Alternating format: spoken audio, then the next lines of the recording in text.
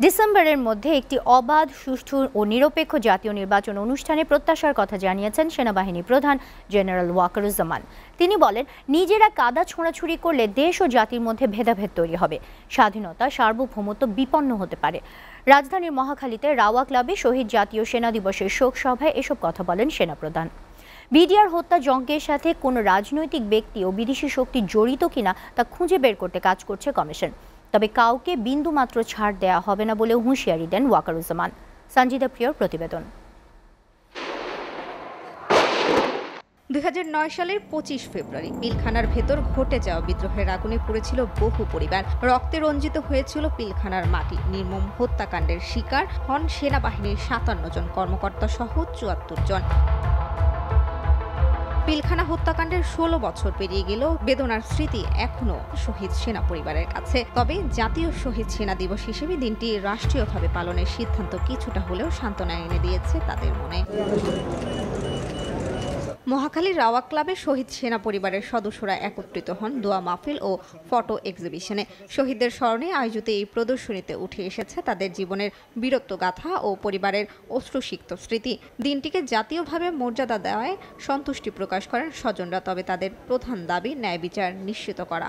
পুরো নারকীয় হত্যাকাণ্ডের পেছনে মাস্টারমাইন্ড কে ছিলেন, কে বা কারা ছিলেন, তাদের চেহারা উন্মোচন করা হোক, তদন্ত করা হোক এবং বিচার করা হোক। কষ্টের মৃত্যু বিশ্বাসই করতে পারছিলাম না। আমার ছোট বাচ্চা একটু পর এসে বলছিল, মা বাবুকে কে মেরে ফেলছে। এক্সিবিশনে শহীদ পরিবারের সদস্যদের পাশাপাশি উপস্থিত ছিলেন দুই বাহিনীর প্রধান ও উচ্চপদস্থ কর্মকর্তারা। পরে সব ধরনের সহযোগিতার আশ্বাস দেন নৌবাহিনীর প্রধান রিয়াল অ্যাডমিরাল মোহাম্মদ নাজমুল হাসান। আপনাদের যে ক্ষতি সেটা অপূরণীয়। সেনাবাহিনীর প্রধান জেনারেল ওয়াকারুজ্জামান বলেন, নিজেরা হানাহানিতে ব্যস্ত হওয়ায় দেশে আইন শৃঙ্খলা পরিস্থিতি খারাপ হচ্ছে। আমার অন্য কোনো আকাঙ্ক্ষা নাই। আমার একটাই আকাঙ্ক্ষা, দেশ এবং জাতিটাকে একটা সুন্দর জায়গায় রেখে আমরা সেনানিবাসে ফেরত আসব।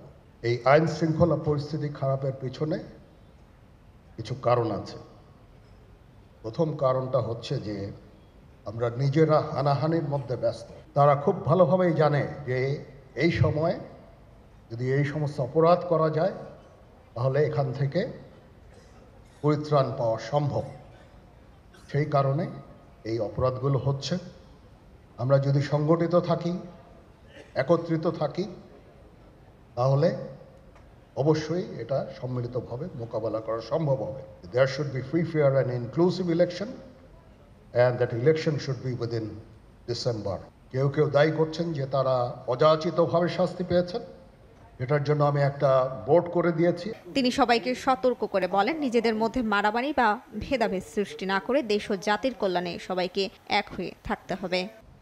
আপনারা যদি নিজেদের মধ্যে ভেদাভেদ ভুলে একসাথে কাজ না করতে পারেন, নিজেরা যদি কাদা ছোড়াছুড়ি করেন, মারামারি কাটাকাটি করেন, এই দেশ এবং জাতির স্বাধীনতা, সার্বভৌমত্ব বিপন্ন হবে। সঞ্জিদা প্রিয়, এসএটিভি, ঢাকা।